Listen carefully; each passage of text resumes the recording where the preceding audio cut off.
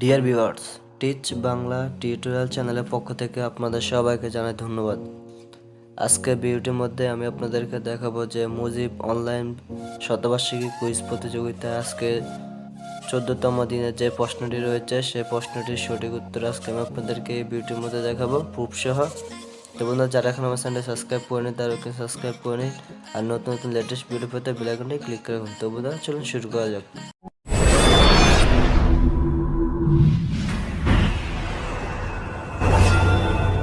তো বন্ধুরা, প্রথমে আপনারা যে কোনো একটি ব্রাউজার সিলেক্ট করে নেবেন।